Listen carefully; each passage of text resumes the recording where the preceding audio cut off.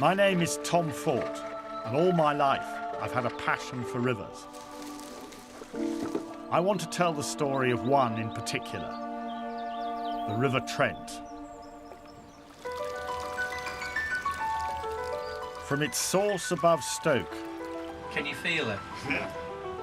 To the Humber estuary where it finally meets the sea, I want to row down as much of it as I can. I'm on my very own punt, the Trent Otter. Hey! Together, we're visiting some of the places, great and small, that make up the history of this unsung river. The Trent story has for thousands of years been part of our story. He, of course, was a Bronze Age riverman. The river has entertained us and sustained us. 200 years ago, this would be absolutely thriving. Heaving. Kings have fought for it, and we have fought against it. Sooner or later, a larger flood will come along. We've used the river to make our fortunes. We've built bridges across it. Beaches. And used it to help power the nation. Megawatt Valley! Ah! I'm incompetent. Gonna try it. Any chance of a lift? The Trent is not just a river. God almighty, look at how quickly the river's coloured. Oh, wow. It's a 170-mile journey through history. I would not want to hit that.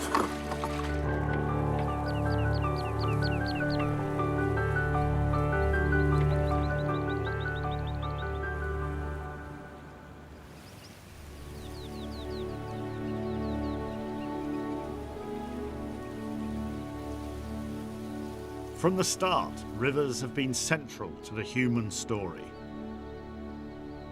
In the book of Revelation, the Bible tells us that their spiritual potency is purest at the point of birth. The river, it says, emerges from the very throne of God. This is Biddulph Moor, almost 1,000 feet above sea level, in the heart of the Staffordshire hills.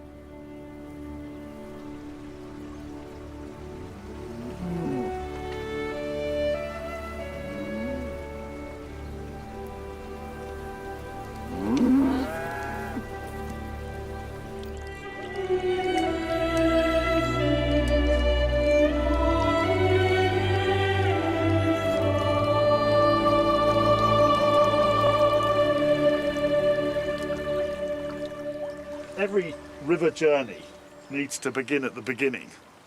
And this is the beginning of the Trent, or officially, this is the beginning of the Trent. In fact, there are several other contenders for the source of the Trent in these fields around here, springs of one kind or another, but somebody's decided that this is where it begins.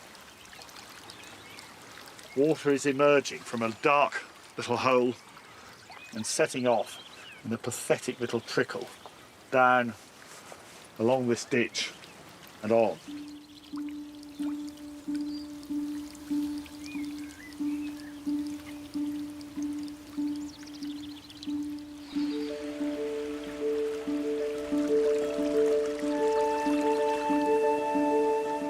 A couple of miles downstream, it's already gathering force.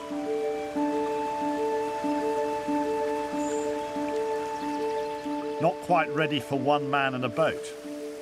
So for now, I'm on foot.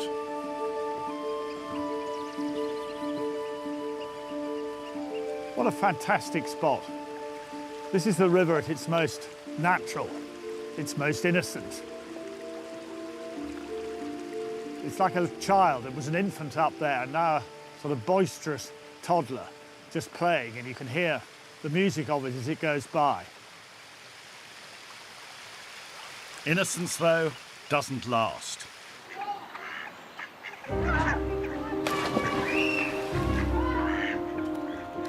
Two more miles and the Trent is in for a shock. Knipersley Reservoir holds 1 million cubic metres of water. Trent water. The Trent flows into the top of the reservoir full of vim and vigour. But here at the bottom end, it comes out as little more than a meagre dribble. But they didn't trap Trent water here for drinking purposes. 250 years ago, England's dawning industrial revolution was being held back by the abysmal condition of the roads. One answer was to use rivers where they were big enough to move goods and products. But up here, the Trent was too small, too shallow for that purpose. They needed another kind of transport link. A few miles from Knipersley, the factories of Stoke-on-Trent were producing some of the world's finest pottery and ceramics. But moving goods by wagon and pack horse was laborious and costly. To solve the problem, Trent water from the reservoirs above Stoke was redirected into one of the engineering triumphs of the age, the Trent and Mersey Canal.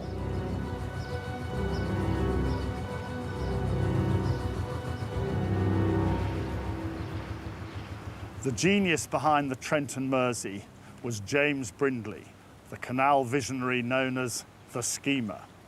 He planned an epic link between two of our greatest ports, Liverpool in the west and Hull in the east.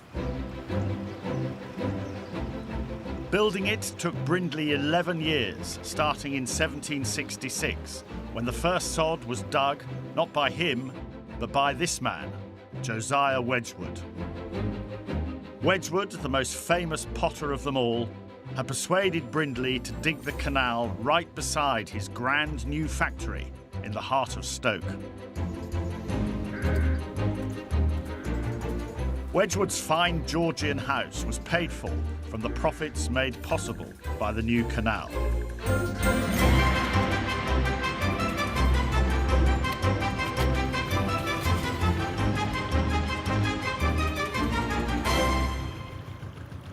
But that was all a long time ago. As late as the 1970s, there were 200 ceramics factories in Stoke. Now there are fewer than 30.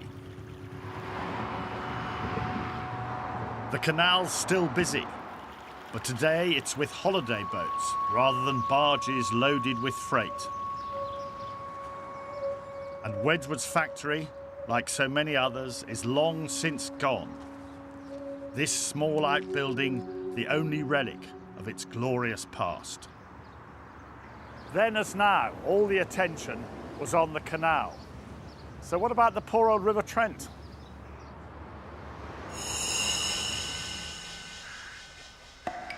Robbed of most of its water, the Trent arrives at Stoke, largely left to its own devices.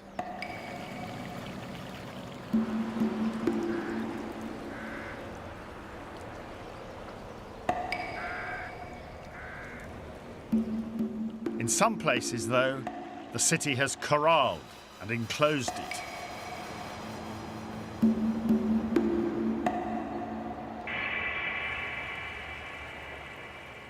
But the worst is the life has been taken out of the river. No one is showing it any kind of respect for its well-being. It's been brutalized and then just left to fend for itself. But it's not all bad news. The Trent may be going through a rough patch in Stoke, but it hasn't forgotten that it was born out of the throne of God.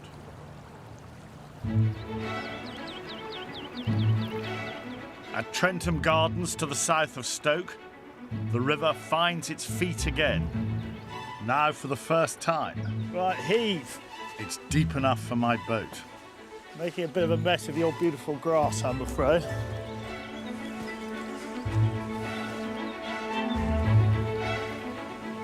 All right, I'm going in.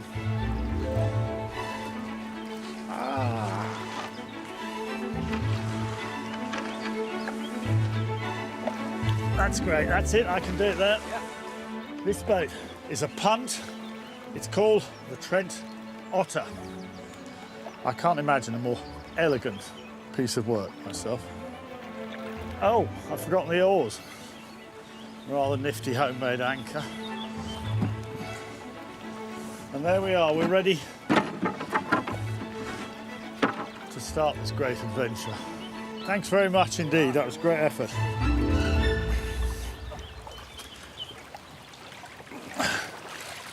Right.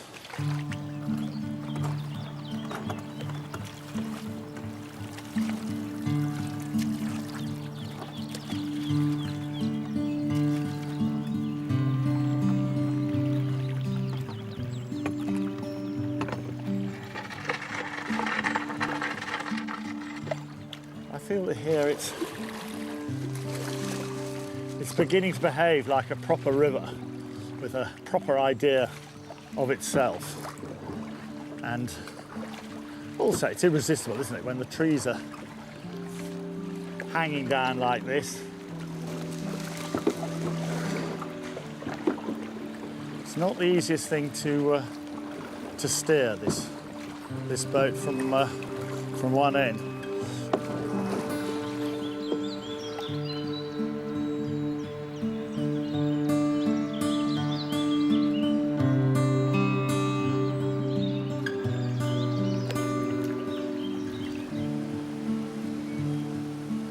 Getting past this old mill will be tricky in a punt.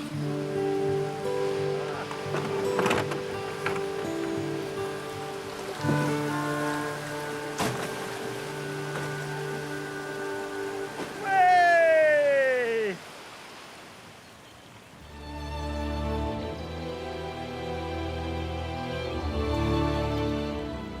For the next 20 miles, the Trent gently meanders south through Staffordshire.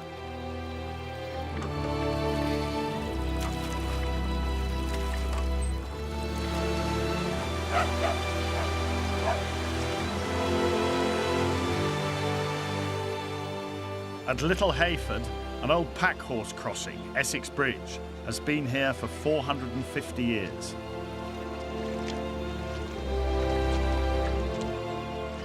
Its walls were built low so as not to interfere with panniers and saddlebags. Historically, bridges on the Trent were few and far between, so they were important symbols of progress and prosperity, as I'm about to discover. So I'm coming into Burton on Trent, and I'm approaching Burton's celebrated ferry bridge, built in 1889. 240 foot of Victorian engineering at its absolute finest.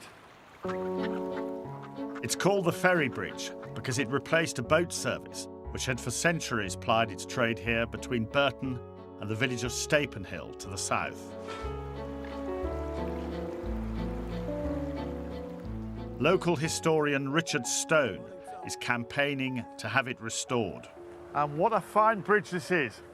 You would not believe the amount of people coming over on the ferry. I mean, I think at its height in the 1880s, there would be something like 2,000 people a day using the ferry. And the ferry, it was just 2 punts. So they're bringing maybe 1,000 people over every morning, coming into work, 1,000 people starting at the crack of dawn and going at it absolutely all day long, back and forth. This is busy, and the route is still busy today, of course. It's not surprising the ferrymen were overworked. Burton's population had exploded from 10,000 in 1851 to well over 40,000 in the 1880s. The reason was the business that made Burton famous, beer. In the late 19th century, the town boasted 30 breweries. More than half the adult population worked on making beer. Where does the money come from to build this bridge? It comes from the Bass family, the great benefactors of the town. Bass has been built into the greatest brewery in the world, and it's the great-grandson of the founder, Michael Arthur Bass. He's the guy who puts his hand in his pocket and says to the town council, look, you buy the ferry rights, I'll pay for the bridge. Michael Arthur Bass was chairman of the board at a time when Burton supplied a quarter of Britain's beer. The brand was also popular abroad. Bass's Red Triangle even found its way into Manet's famous painting, A Bar at the Folies Bergère. The Bass family liked to look after their workers. Some of the houses they built still stand today, long after the company sold out to the Americans. The ferry bridge was just one more way of giving something back to the locals. It's a great day for the town, presumably the opening of the bridge. Oh, big celebration. The mayor, Michael Arthur Bass, is here himself, his wife, his big daughter. crowds? Big crowds gathered. Beaches! Absolutely. And they made a last ceremonial ferry crossing. Then the bridge was declared open and they all went off to the town hall and had a grand lunch with oysters and lamb. Burton's beer wasn't just popular at home. In the 18th century, a dark, sweet brew was shipped down the Trent via Hull to St. Petersburg. A little later, Burton found an even more lucrative market: the British Empire. In India especially, servicemen thirsting for a taste of home fell in love with a new, lighter beer called IPA, or India Pale Ale. At Burton's National Brewery Museum, Joe White still makes IPA the old way. Great horses. I wonder how much they weigh.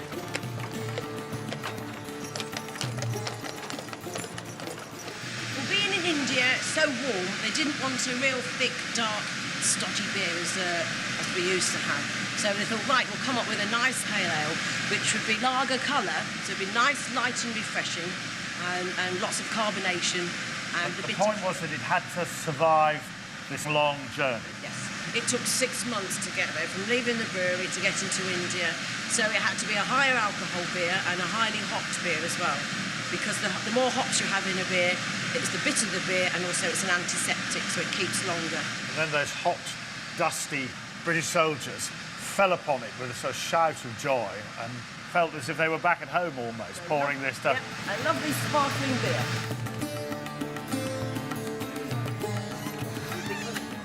Cheers.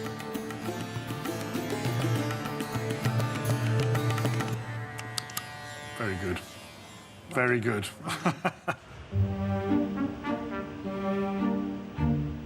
Burton IPA may have been sparkling, but the same could not be said of the river. In the 19th century, it had become so polluted with sewage and brewing waste that the local newspaper launched an angry campaign.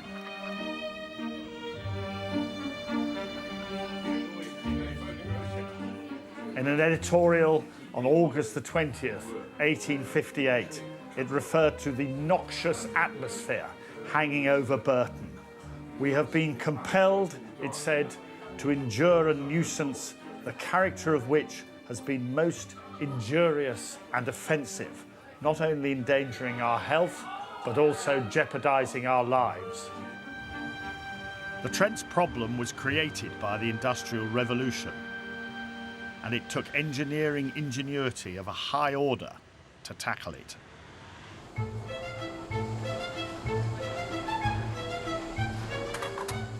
In 1885, Burton proudly opened its new sewage pumping station.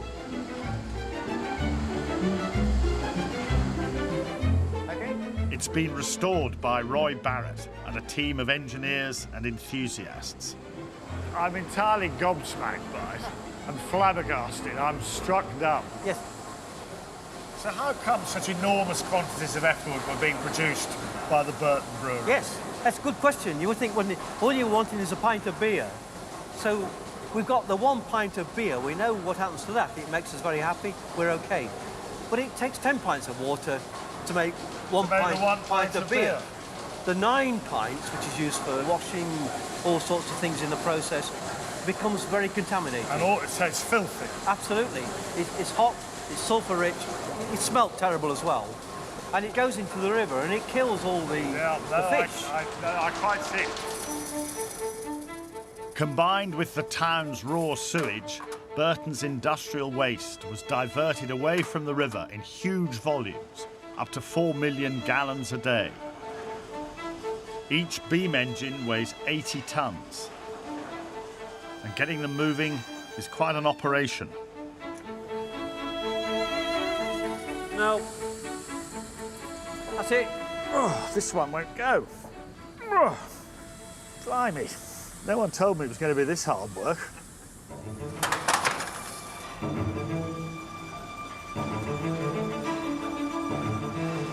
Once delivered from the river, the machines pump the waste 2¼ miles uphill to a treatment plant outside the town. This was steam power at its brilliant best. Yeah, we go that. Not so good. Ah! Disaster! Sorry. Go on, you do it. I'm incompetent. Ah. Coal drove the steam power of the Industrial Revolution. But in the 20th century, we found new ways to harness its energy. One in particular would, with the Trent's assistance, transform life in this country. In this age of designed economy, it'll surprise no one to hear that a vast plan for 5 years and beyond has been laid down by the Central Electricity Board.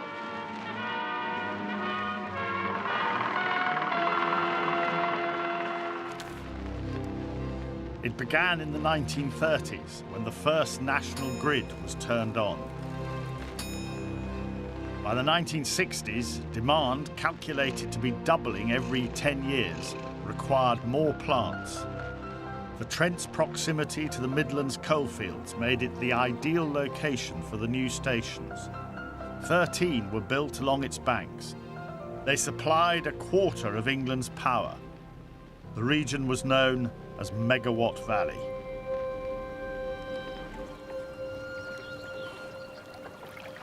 There the towers looming on the bank ahead. And the closer you get, the more enormous they seem, the more impressive they are. The river is quickening as it approaches them.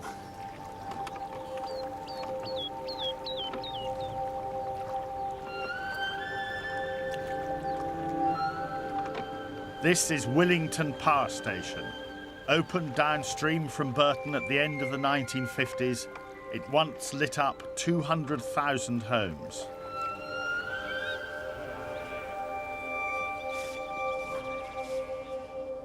Today, it's abandoned.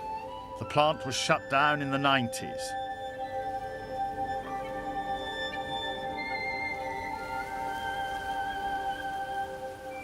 Ken Theakston was on the staff here for 23 years. I worked in the control room. I controlled the plant from the control room. Well, you were in charge of, you were the mastermind, were you? You were the man with the fingers on the levers and the thumbs on the buttons. The plant's turbines were powered by high-pressure steam. Heated to 560 degrees, the steam was then cooled inside large condensing units. A job which required millions of gallons of Trent water. It's crucial. The water comes from the river and then it's pumped through the condensers. The condensers are thousands and thousands and thousands of tubes, probably about 1 inch diameter. The cooling water goes through there and then it's returned to the river. On the other side of these tubes, you've got the steam. The steam is not Trent water, is it? No, another the source. steam is very, very pure water. I see. Much purer than you get out the tap. The steam had to be pure so as not to fur up the turbines like a kettle. And to keep it pure, it was sealed in its own separate plumbing as mucky old Trent water cooled the pipes. Trent water was then sent back to the river, but only after it too had been cooled down. And then the cooling towers, where do they come in? If you took it, say, at 20 degrees from the Trent, but you could only put it back up to a certain amount. and the cooling towers dropped it back to that amount, so you didn't actually eat the river pump up. sort of hot water, No. really hot water back into the river. You couldn't, could pump warm water. Yeah, because I mean, if you eat the river up too much, you're going to do a You're lot. going to kill everything. Yeah. Today, the Trent still plays its part in the power game. The latest generating stations are gas-fueled, but they still can't function without river water.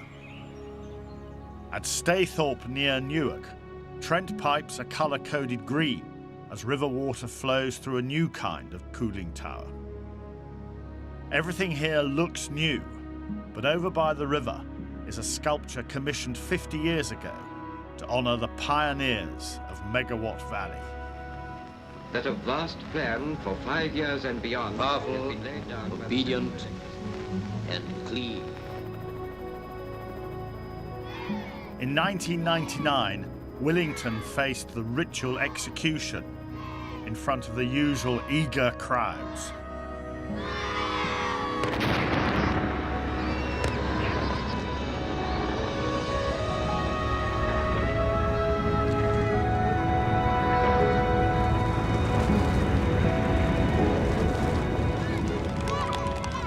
Fantastic. It got old. It's like a car.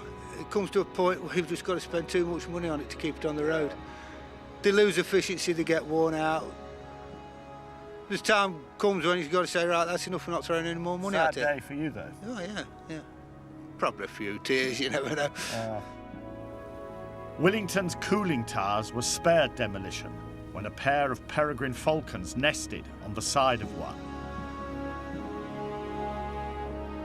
Even the falcons have since deserted the site. Whatever happened to Megawatt Valley?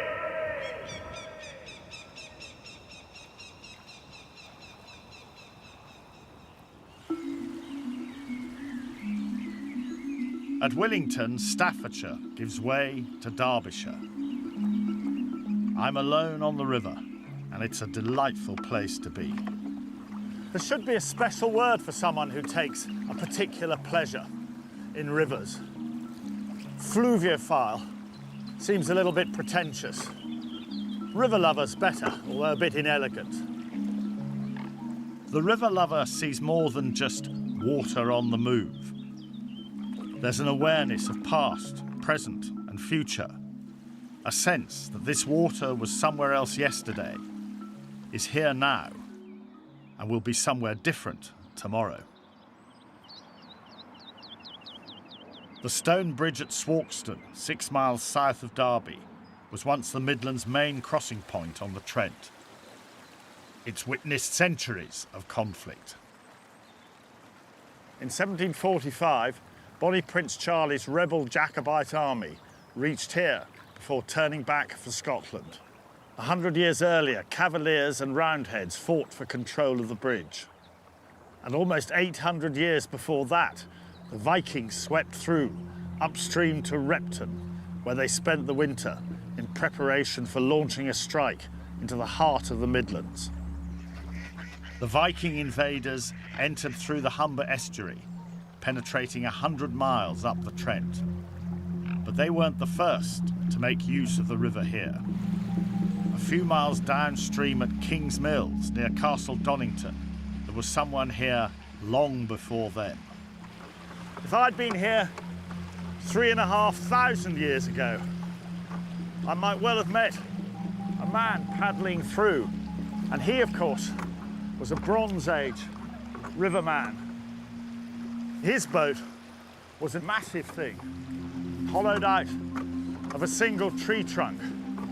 When they found it, not far from here, it was still half filled with huge slabs of stone, which he'd collected apparently to reinforce a causeway across the river.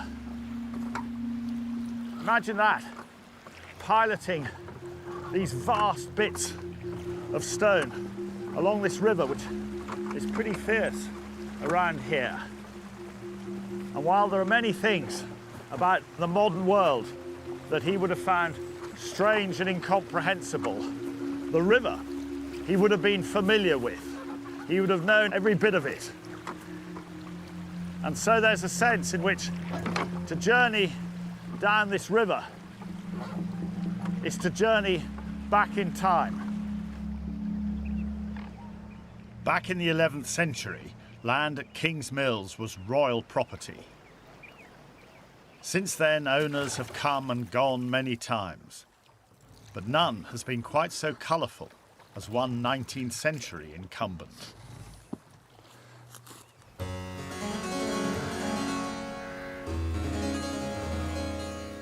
His name was Henry Waysford Charles Plantagenet Rawdon Hastings, which is a bit of a mouthful.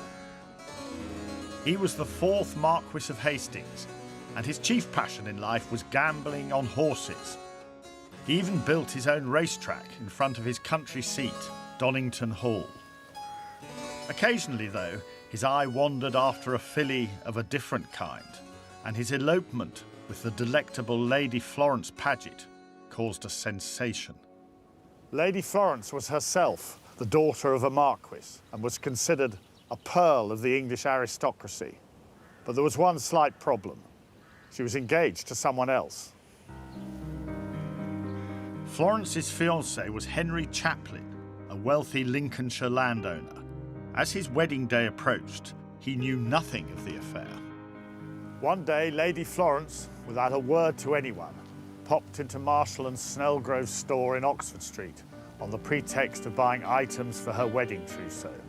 She sneaked out of the back, into Hastings' carriage, and off to church, where they got hitched. No one from the bride's family was there. It was the scandal of the year. Hastings and Chaplin now embarked on a bitter feud. The rivalry between the two men came to a sensational head on Derby Day 1867. Hastings bet £100,000 that his colt would beat Chaplin's. It was an insane gamble. Amid scenes of wild excitement, Chaplin's horse Hermit came home by a neck. Hastings' colt was nowhere. Hastings lost everything: his fortune, the estate, and of course the mill on the Trent. Today, Donington has been turned into company offices. The old chapel is now a canteen. And as for the racecourse,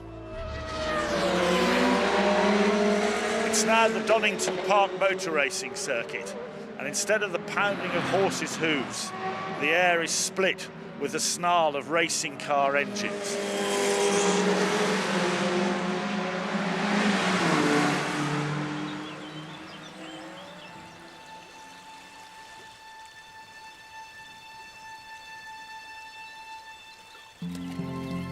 More than 70 miles into the journey, I'm bypassing Derby, a few miles northwest of me.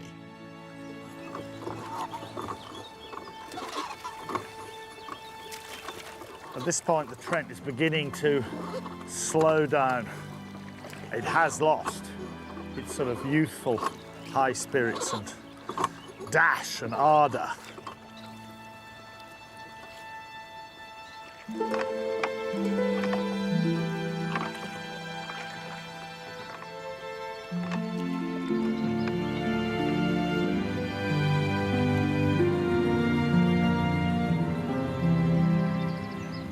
I've stopped here on the edge of this rather uninteresting, wide expanse of water.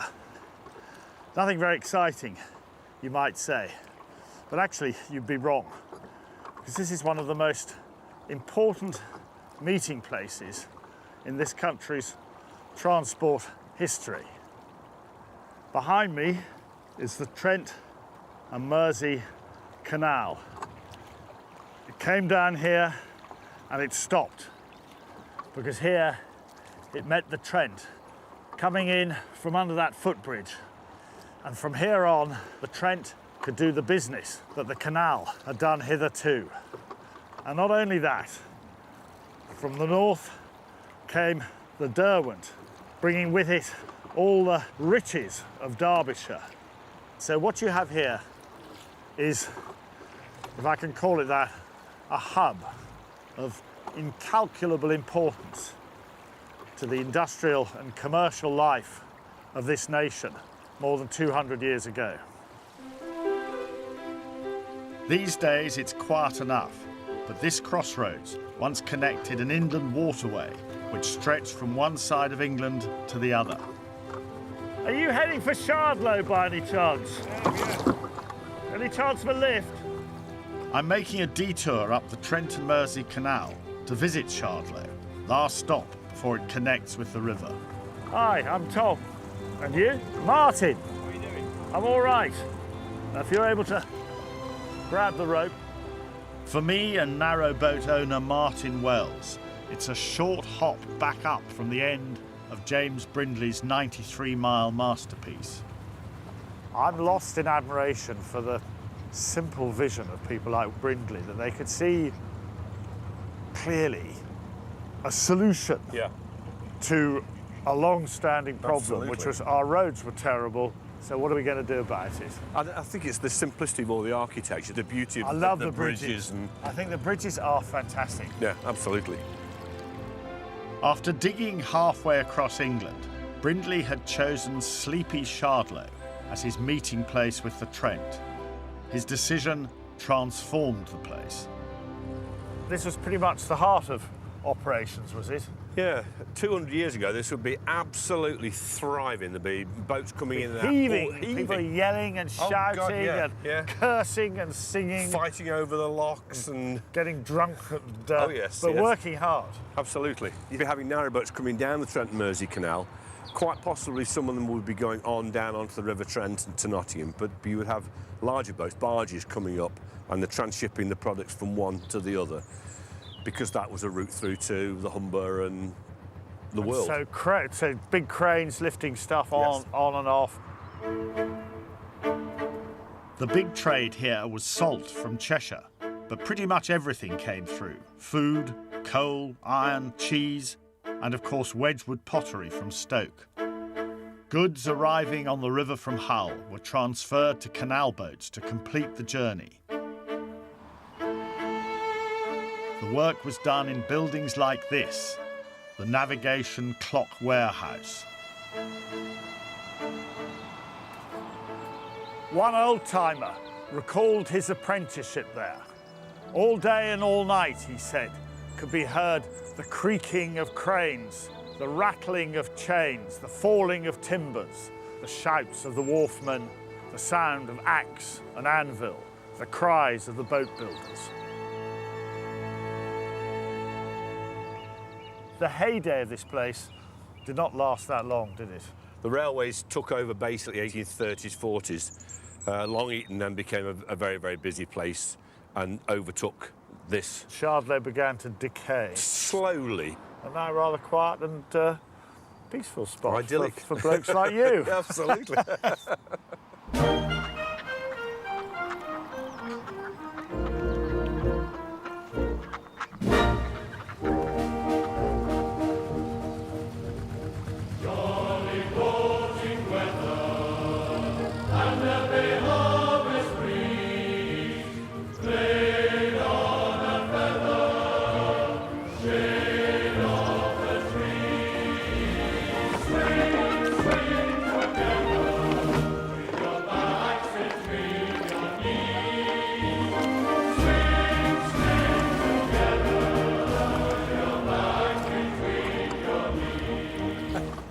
Now we're right underneath the M1, hidden from view.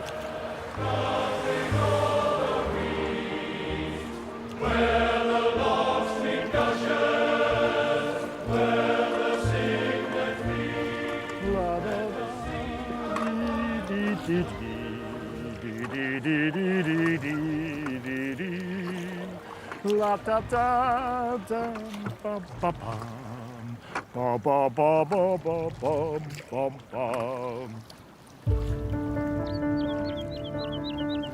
The river's changing again.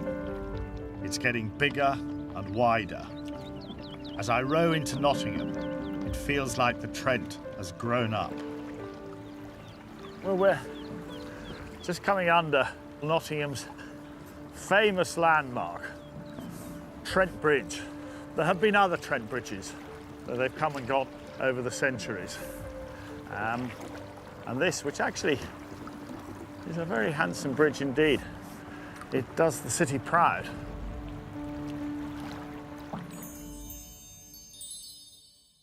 In 1886, they ice skated in front of it. But a few decades later, the river wasn't anything like so much fun.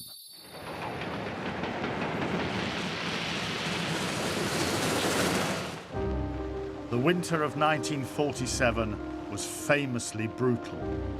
55 consecutive days of snow. And when it melted, the Trent turned into a monster.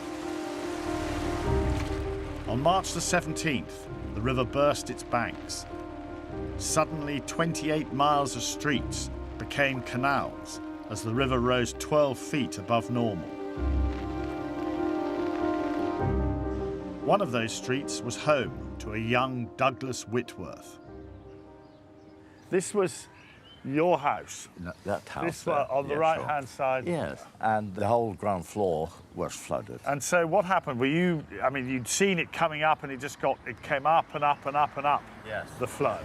I can remember my father having to put swimming trunks on to go down into the cellar to get cold. To get cold? And it would be wet through, wouldn't it? It was pretty awful at that time. So here we are, the street is flooded, the house is flooded, and here is you as a young man, but you have a particularly passionate hobby, which was photography. This is not an opportunity to be missed. That's right. He didn't know it, but 19-year-old Douglas was about to capture some of the most enduring images of Nottingham's great flood of 1947. I used my bike. I could cycle through the water. Really? Just about. So you hopped on your bike with your camera slung over your shoulder and pedalled off. As long as you kept cycling, I would I'd be over. okay. No, I don't think I ever did, actually. Douglas's pictures often show people actually enjoying themselves in Nottingham's new-look streets. Still, never again, they said. These massive sluice gates at Colwick on the outskirts of the city were completed in the 1950s. Engineer John Hindle is in charge of them and the rest of Nottingham's flood defences. How does this sort of bring the Trent to heel, as it were? Well, in a sort of typical, normal summertime flow, we've just got one gate which is open very slightly, just to allow the right amount of water through. If we get a major flood, then they start lifting these gates out of the water. And how many gates are there altogether? There's 5 gates here. 5 gates. And in a really major flood, all of these gates will be well out of the water. They all right up. So this sort of... Right out of the water. Right up there. Right out of the water. What we're sort of designing for here is that really major flood, the 1947, and perhaps even slightly more than that. Have there been a few sort of narrow squeaks? Well, certainly back in 2000, there was this major flood on the River Trent, and that got very close to the top of our flood defences at the time. Did it? Yes. Was that down here, or was the crisis sort of further upstream? Well, there are places. I mean, I personally went out to Burton at that time, where we just finished a flood defence scheme there. Went out there the early evening in the middle of the night and saw that the floodwaters were really just a few bricks from the top of the flood defences. Did you have a few bad moments? Or did you know then that it was reaching its peak? Well, I knew it was reaching its peak, but I was surprised. I remember how surprised I was and just to see how high it was. Yes. The 2000 floods triggered the building of still more defences and a bill of £45 million to boot. Now John's confident he can resist all but a truly cataclysmic flood, the kind that strikes only once in 100 years. 1 in 100 years, or 1% or whatever, suggests to me that one day this is going to happen. One day that flood is going to come along. Sooner or later, a larger flood will come along. You can never design against the ultimate flood, if you like. The ultimate catastrophe. The ultimate catastrophe. but we can at least give Nottingham a decent standard of flood defence. Do you live near the river yourself? No, You don't? I live on high ground.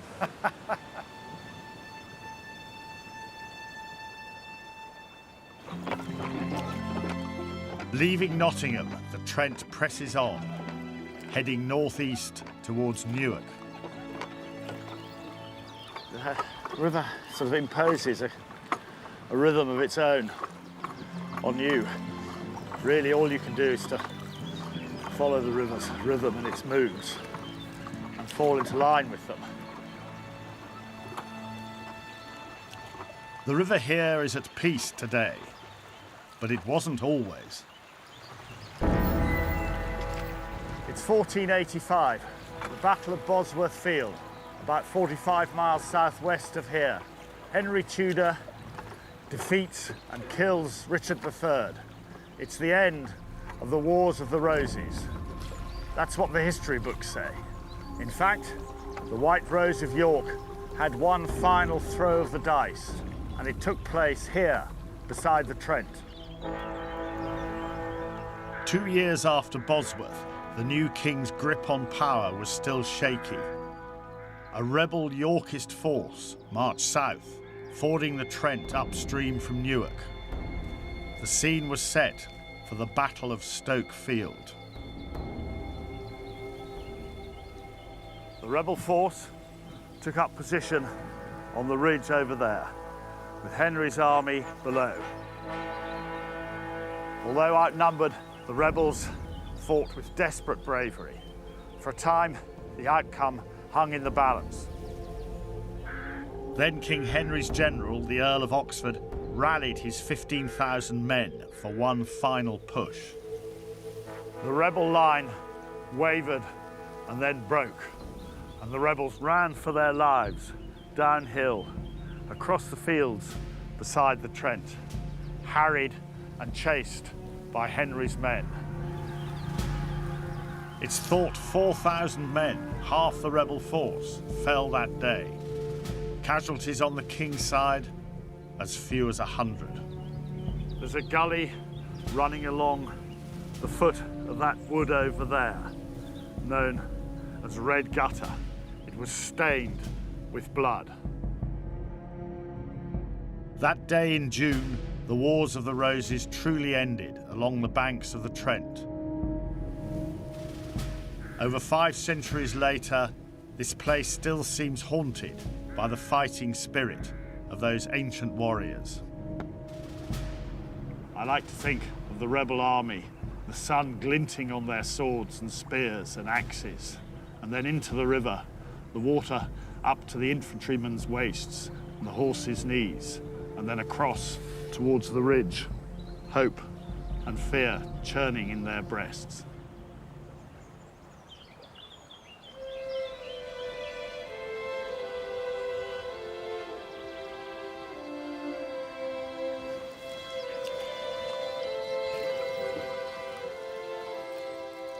On the river, it's deliciously serene.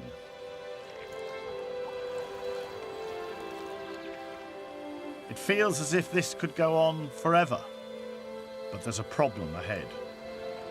I'm sad. I'm very sad. I am sad. It's always sad. It's always sad when you've been peaceful and contented and happy.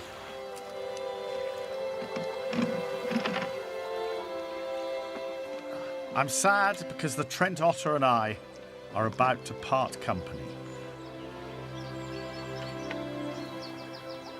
That's it. No more boating weather for me. And all because the locals have warned me that my little punt can't cope with the river. Here, it's fine, but a few miles north, the Trent becomes a very different beast.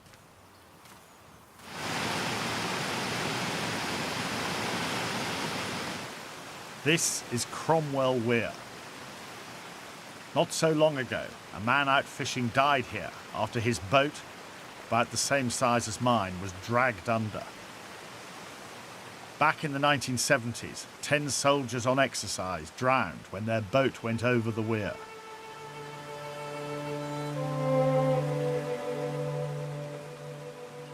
At Cromwell, the Trent is, for the first time, influenced by the sea. Now it's become a tidal river, prone to fiendish hidden currents and swirling eddies.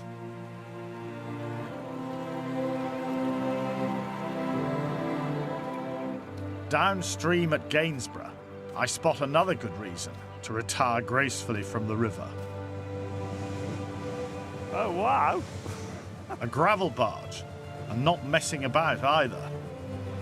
These days, you don't often come across working boats on this part of the river. But scroll back.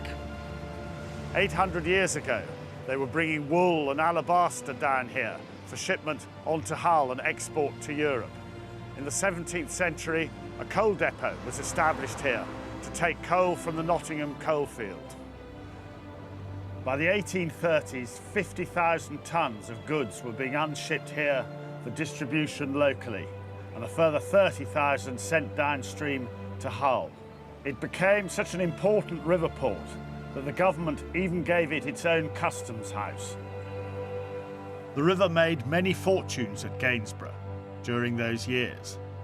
So where did all the trade go?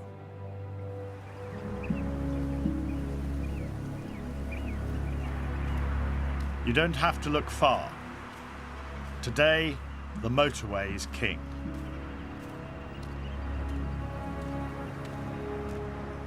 The Trent, meanwhile, is so penned in by flood banks that no one on the river can see the land, and no one on the land can see the river.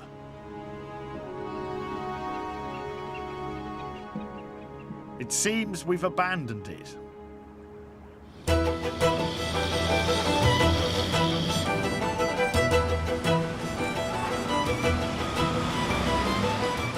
But at Flixborough docks, no one told them the age of river transport was over. Every week, 8 or 10 vessels unload here. This one's delivering steel from Spain. For these ships, navigating the Trent requires special skill. Riding the high tide in from the sea, they've only 3.5 hours to get here, often with only a few feet between them and the river bed. Once moored, the low tide then grounds them flat on the bottom, and 12 hours later, when the next flood tide raises them, they again have just 3.5 hours to make it back to sea. Much of the lower Trent is wide, featureless, and generally completely empty.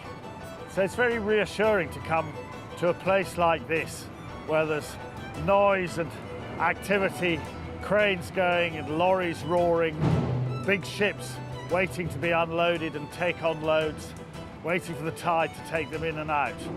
Reassuring to find that the river still has its uses.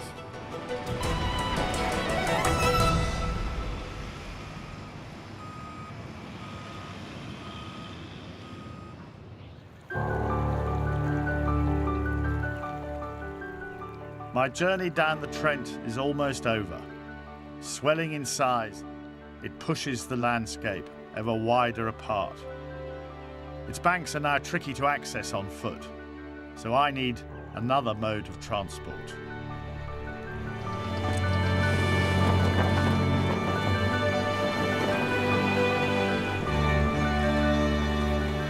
She's called the Spider T, a 1920s Humber super sloop built to carry bricks to Hull. Like so many ships which once worked the river, the Spider ended up in the knacker's yard. Then enthusiast Mal Nicholson rescued her. Now the Spider's back, but she has to be careful. I think there are a lot of people that are frightened of this end of the Trent. It's one that keeps you sharp. You never, ever, ever get complacent with it. Because I suppose the nature of the river, I mean, what we see is, flat water, but underneath, the nature of this river is not a constant thing, is it? No, no, no. The Trent particularly, there are places that you can walk across it virtually. And for such a big, wide river, you really are having to watch exactly what you're doing so that you don't run her aground. And if you do run aground, you're in trouble.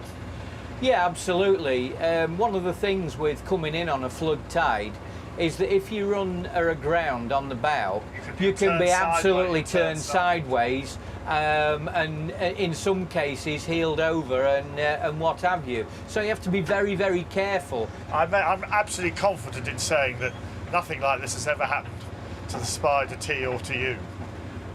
I'm afraid it has.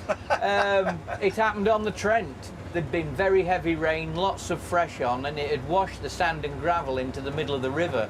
And what was a navigable part of the river all of a sudden became absolutely unnavigable and ran the Spider aground.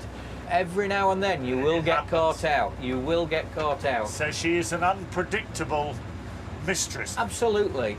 You look at it and think you can go virtually where you like with You the can't. you cannot. You cannot.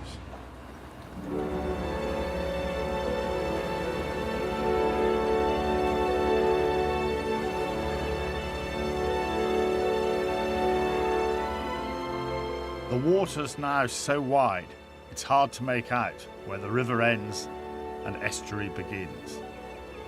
On the charts, this half-sunken wall marks the dividing line. Here the Trent delivers its water, and me, to the Humber. All my life I've been fascinated and thrilled and moved by moving water, by rivers, and I've spent a lot of time in rivers and beside rivers, looking at rivers, thinking about rivers, dreaming about rivers. But I've never, until now, followed a river from the very beginning to the very end. And while I'm here with this vast, great expanse of water around me, I can't help thinking about the top of this river, that place on Biddulph Moor where a little trickle appears from the hillside and starts finding its way down here. That first trickle emerged in the centre of England, 1,000 feet above the sea. Now it's here, somewhere. Soon it will evaporate into cloud and perhaps be blown across some distant hill to fall again as rain and once more seep into the river. In one sense, you could say the journey ends here, but in another sense, the journey never ends.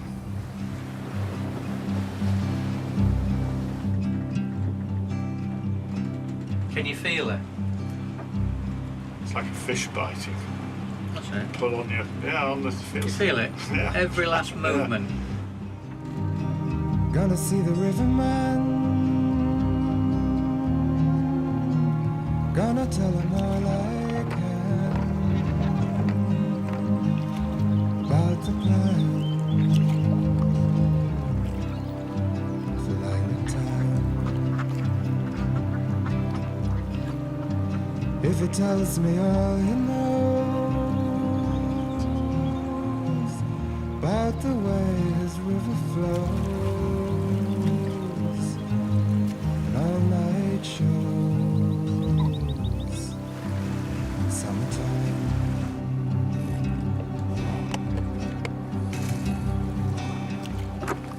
Not easy this, you know.